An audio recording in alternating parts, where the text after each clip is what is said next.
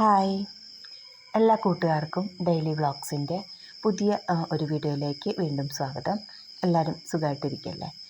ഇന്ന് ഞാൻ 3 റെസിപ്പീസ് ഉണ്ട് കേട്ടോ. നല്ല സിമ്പിളാണ്, നല്ല സൂപ്പർ ടേസ്റ്റുള്ള 3 റെസിപ്പിയാണ്. അപ്പോൾ ഇതുപോലെ ഉണ്ടാക്കി നോക്കാത്തവരൊക്കെ ഉണ്ടെങ്കിൽ എന്തായാലും ഒന്ന് ഉണ്ടാക്കി നോക്കണം കേട്ടോ. എല്ലാവർക്കും നല്ല ഇഷ്ടപ്പെടും. ഒരു സിമ്പിളായിട്ടുള്ള ബ്രേക്ക്ഫാസ്റ്റാണ്, നമ്മൾ മുന്നേ കാണിച്ചിട്ടുണ്ടായിരുന്നു. അപ്പോൾ അത് തന്നെയാണ് കേട്ടോ ഇന്നലെയും നമ്മൾ ഉണ്ടാക്കിയത്. ഇപ്പോൾ ഇതിവിടെ ഇടയ്ക്കിടയ്ക്ക് ഉണ്ടാക്കും. അവിൽ കുറച്ചധികം ഇവിടെ അടുത്ത് ഒരു മില്ലുണ്ട് കേട്ടോ, അവിൽ മില്ലുണ്ട്. അപ്പോൾ അവിടെ നിന്ന് കുറച്ചധികം മേടിച്ചു കൊണ്ടുവന്ന് വയ്ക്കും. അപ്പോൾ നമ്മൾ ഇടയ്ക്കിടയ്ക്ക് ഇത് ഉണ്ടാക്കാറുണ്ട് കേട്ടോ. പിന്നെ ഏട്ടന് നമ്മൾ പോഹ ഉണ്ടാക്കി വയ്ക്കാറുണ്ടല്ലോ. അപ്പോൾ ഇത് നല്ല ടേസ്റ്റാണ് കേട്ടോ.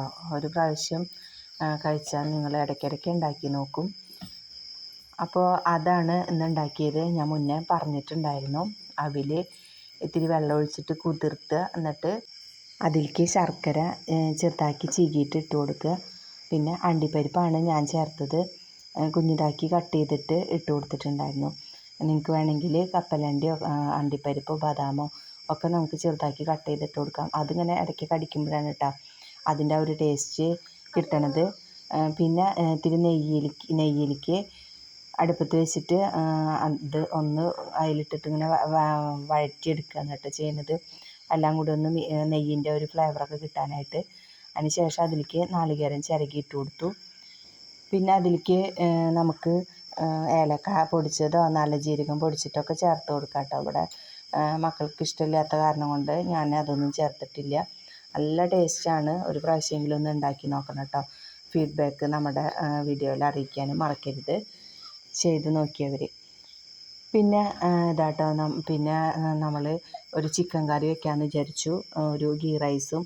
അപ്പോൾ അത് നമ്മുടെ ഉരുളിയിൽ തന്നെ വയ്ക്കാമെന്ന് വിചാരിച്ചിട്ടോ. പിന്നെ അത് കഴിഞ്ഞാൽ കുടിക്കാനുള്ള വെള്ളം അടുപ്പത്ത് വയ്ക്കാം. പിന്നെ ഗീ റൈസ് ഉണ്ടാക്കിയത് ഞാൻ ഗ്യാസിലാണ് കേട്ടോ.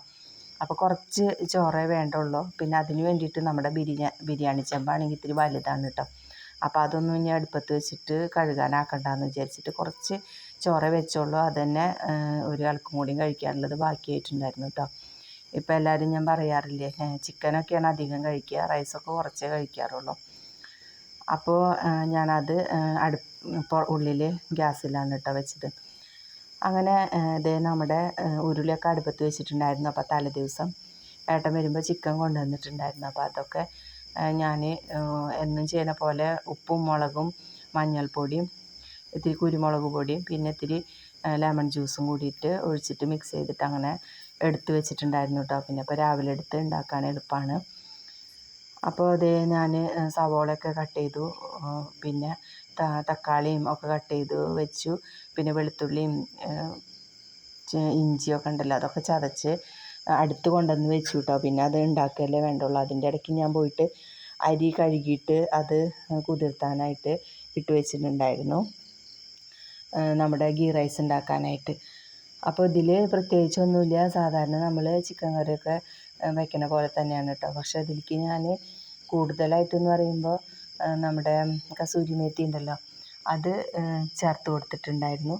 അപ്പോൾ അത് ചേർത്തുകൊണ്ട് തന്നെ വേറൊരു പ്രത്യേക ഒരു ഫ്ലേവറാണ് കേട്ടോ ഒരു കറിക്ക് കിട്ടുന്നത്. ടേസ്റ്റിലും നല്ല വ്യത്യാസം ഉണ്ടാവും. അപ്പോൾ അതാണ് ഇതിൽ സ്പെഷ്യലായിട്ട് ചേർത്തിട്ടുണ്ടായിരുന്നത്. പിന്നെ തൈരൊക്കെ ഉള്ള സമയത്ത് ഞാൻ കുറച്ച് തൈരും കൂടെ ചേർത്ത് കൊടുക്കാറുണ്ട് കേട്ടോ. ഈ ഒരു ഉള്ളിയും തക്കാളിയൊക്കെ വഴന്ന് വരുന്ന സമയത്ത് നമ്മൾ ഇത്തിരി തൈരും കൂടെ ചേർക്കാറുണ്ട്. ഇന്നിപ്പോൾ ഞാൻ തൈരുണ്ടായിരുന്നു, അപ്പോൾ ഞാനൊരു 2-3 ടീസ്പൂണ് തൈരും ചേർത്തിട്ടുണ്ടായിരുന്നു. ഒന്നും പറയാനില്ല കേട്ടോ, നല്ല അടിപൊളി ടേസ്റ്റ് ഉണ്ടായിരുന്നു. ഇവിടെ നന്നായിട്ടുണ്ടോ എന്ന് ചോദിച്ചാലാണ് കേട്ടോ ഇവരെല്ലാവരും നന്നായിട്ടുണ്ട് എന്ന് പറയാറുള്ളൂ. ഇത് പക്ഷേ ചോദിക്കാതെ തന്നെ ഇങ്ങോട്ട് പറഞ്ഞിട്ടുണ്ടായിരുന്നു. നമ്മുടെ റൈസും ഈ ഒരു ചിക്കൻ കറിയും നല്ല ടേസ്റ്റ് ഉണ്ടായിരുന്നു കേട്ടോ. അപ്പോൾ നമ്മൾ സവോളയൊക്കെ ഇങ്ങനെ വഴറ്റുമ്പോൾ തന്നെ ഒരു നല്ല ഡാർക്ക് കളറാവണമല്ലോ, എന്നാൽ കരിയാനും പാടില്ല. അപ്പോൾ ഒരു പ്രത്യേക ടേസ്റ്റാണ് കേട്ടോ ഒരു കറിക്ക് ഉണ്ടാവുന്നത്. നമ്മൾ വെറുതെ ഒന്ന് വാടിയിട്ട് അതിലേക്ക് മുളക് പൊടിയും മല്ലിപ്പൊടിയൊക്കെ ഇടുന്നതിനെക്കാട്ടിലും ഒന്ന് നല്ലതുപോലെ മൂത്തതിന് ശേഷം അതൊക്കെ ഇടുമ്പോൾ അത് ടേസ്റ്റിലും നല്ല വ്യത്യാസമുണ്ട് കേട്ടോ. കസൂരി മേത്തിയാണ് കേട്ടോ നമ്മൾ ഈ ഒരു സമയത്ത് ചേർത്ത് കൊടുക്കണത്. അത് മേടിച്ചിട്ട് ഉലുവയിലയാണ് കേട്ടോ, ഉണങ്ങിയ ഉലുവയിലാണ് ഈ പറയണത് കസൂരി മേത്തി എന്ന്. അതറിയാത്തവരുണ്ടാവും, അറിയുന്നവരുണ്ടാവും. പറയാത്തവർക്ക് വേണ്ടി പറഞ്ഞതാണ് കേട്ടോ. അപ്പോൾ അത് നമ്മൾ മേടിച്ചിട്ട് കഴുകി ഉണക്കി വെക്കണം കേട്ടോ. നല്ല പോലെ ഉണങ്ങിയിട്ടുണ്ടെങ്കിൽ അത് ഒരു തരി എടുത്താൽ മതി. എടുത്തിട്ട് കയ്യിലിട്ട് ഇങ്ങനെ പൊടിച്ചാൽ അത് പൊടിയും. അപ്പോൾ അങ്ങനെ ഇതിൽ ചേർത്ത് കൊടുക്കുകയാണ് കേട്ടോ. അത് നമുക്ക് മുട്ടക്കറിയിലോ അല്ലെങ്കിൽ ബീഫ് കറിയിലോ ചിക്കൻ കറിയിലൊക്കെ നമുക്ക് ചേർത്ത് കൊടുക്കാം കേട്ടോ ഇഷ്ടമാണെങ്കിൽ. പിന്നെ നമ്മുടെ ബട്ടർ ചിക്കനൊക്കെ ഉണ്ടല്ലോ, അതൊക്കെ ഉണ്ടാക്കുന്ന സമയത്താണ് ഇത് മെയിനായിട്ട് ചേർക്കാറുള്ളത്. അപ്പോൾ ഞാൻ എന്തായാലും ഇത് കണ്ടപ്പോൾ മേടിച്ച് വെച്ചതാണ് കേട്ടോ. ഇവിടെ തീരുമ്പോൾ അങ്ങനെ ഞാൻ മേടിക്കാറുണ്ട്. അങ്ങനെ അതൊക്കെ ഇട്ട് കൊടുത്തിട്ട് തക്കാളിയൊക്കെ വാടി വന്ന സമയത്ത് നമ്മൾ എടുത്ത് വെച്ചിട്ടുള്ള ചിക്കൻ ഉണ്ടല്ലോ അത് ഇട്ട് കൊടുത്തു കേട്ടോ. അപ്പോൾ നമ്മൾ സവോള നല്ലപോലെ വഴറ്റണം എന്ന് പറഞ്ഞ പോലെ തന്നെ നമ്മൾ മല്ലിപ്പൊടി ഇട്ടതിന് ശേഷം മല്ലിപ്പൊടിയും മഞ്ഞൾപ്പൊടിയൊക്കെ ഇട്ടതിന് ശേഷം നല്ലപോലെ അതൊന്ന് നല്ല ഡാർക്ക് നിറാവണ വരെ ഒന്ന് വഴറ്റണം അല്ലേ. അപ്പോഴാണ് ചിക്കൻ കറിക്കൊക്കെ ഒരു ഡാർക്ക് കളർ ഉണ്ടാവും. അല്ലെങ്കിൽ ഇതിങ്ങനെ വെള്ളച്ച പോലെ ഇരിക്കും. അപ്പോൾ അങ്ങനെയൊക്കെ ഒന്ന് ശ്രദ്ധിച്ചാൽ തന്നെ നമ്മളെ കറിയൊക്കെ നല്ല കാണാനും കഴിക്കാനും നല്ല ടേസ്റ്റും ഭംഗിയും ഒക്കെ ഉണ്ടാവും. അങ്ങനെ നമ്മുടെ ചിക്കനൊക്കെ ഇട്ട് കൊടുത്ത് എല്ലാം ഒന്ന് മിക്സ് ചെയ്ത് കൊടുത്തു. അതിലേക്ക് മസാലപ്പൊടി ലാസ്റ്റ് ചേർത്ത് കൊടുത്തിട്ടുണ്ടായിരുന്നു കേട്ടോ. എന്നിട്ടൊക്കെ അടച്ചു വെച്ചു. അപ്പോഴേക്കും ഞാൻ അരി കുതിർത്താനായിട്ട് ഇട്ടിട്ടുണ്ടായിരുന്നല്ലോ, അതിൻ്റെ ഇടയ്ക്ക് വന്നിട്ട് അത് ഞാനൊരു സ്ട്രെയിനറിലേക്ക് വെള്ളം വാരാനായിട്ട് വെച്ചിട്ടുണ്ടായിരുന്നു. എന്നിട്ട് നമ്മുടെ പാൻ അടുപ്പത്ത് വെച്ചിട്ട് അതിലേക്ക് ഡാൽഡയാണ് കേട്ടോ ഒഴിച്ചു കൊടുത്തത്. പിന്നെ മുന്തിരി ഞാൻ ഒന്ന് അത് അഴുക്കൊക്കെ ഒന്ന് പോട്ടെ എന്ന് വിചാരിച്ചിട്ട് വെള്ളത്തിലിട്ട് വെച്ചിട്ടുണ്ടായിരുന്നു. അപ്പോൾ അതൊന്ന് എടുത്തിട്ട് അതൊന്ന് ഫ്രൈ ആക്കി എടുക്കുന്നുണ്ട്. പിന്നെ അണ്ടിപ്പരിപ്പും ഫ്രൈ ആക്കി എടുത്തു. സവാളയൊക്കെ ഫ്രൈ ആക്കി മാറ്റി വയ്ക്കുകയാണ് കേട്ടോ. പിന്നെ പണിയെന്ന് പറഞ്ഞാൽ ഒന്നുമില്ല, സിമ്പിളാണ്, കഴിക്കാനും നല്ല ടേസ്റ്റാണ് കേട്ടോ. നമ്മളൊരു 2 കപ്പ് അരിയാണ് എടുത്തത്. അപ്പോൾ അതിന് 4.5 കപ്പ് വെള്ളമാണ് നമ്മൾ തിളപ്പിച്ചത്. അപ്പോൾ അത് മുഴുവനായിട്ട് ഇതിലേക്ക് ചേർത്ത് കൊടുത്തു. നമ്മൾ തിളച്ച വെള്ളം ഒഴിച്ച് കൊടുക്കുന്നതുകൊണ്ട് തന്നെ അത് ഒഴിച്ച് കൊടുത്ത് എല്ലാം കൂടെ ഒന്ന് മിക്സ് ചെയ്ത് കൊടുത്തതിന് ശേഷം നമുക്ക് അത് അടച്ചു വയ്ക്കാം കേട്ടോ. ഒരു 8 മിനിറ്റൊക്കെ വേണ്ടി വന്നുള്ളൂ. അപ്പോഴേക്കും നമ്മുടെ ചോറൊക്കെ നല്ലപോലെ വെന്തിട്ടുണ്ടായിരുന്നു. അപ്പോൾ അത് നമ്മുടെ ഈ ഫ്രൈ ചെയ്ത് മാറ്റാനുള്ള സംഭവങ്ങളൊക്കെ മാറ്റി വെച്ചു. എന്നിട്ട് ആ എണ്ണയിലേക്ക് തന്നെ നമ്മൾ പട്ടയും പിന്നെ കരയാമ്പൂവും ഏലയ്ക്കും പെരുംജീരകവും കുരുമുളകും എല്ലാം ഇട്ട് കൊടുത്തു. എന്നിട്ട് നമ്മുടെ അരി വറുത്ത് വെച്ചിട്ടുള്ള അരി അതിലേക്ക് ഇട്ട് കൊടുത്തിട്ട് ഒന്ന് എല്ലാം കൂടെ മിക്സ് ചെയ്തെടുത്തു. പിന്നെ നമ്മൾ വെള്ളം തിളപ്പിച്ച് വെച്ചിട്ടുണ്ടായിരുന്നല്ലോ, അതൊഴിച്ച് കൊടുത്തിട്ട് ആവശ്യത്തിനുള്ള ഉപ്പും കൂടെ ഇട്ട് കൊടുത്തിട്ട് അങ്ങനെ അടച്ച് വയ്ക്കുകയാണ് കേട്ടോ.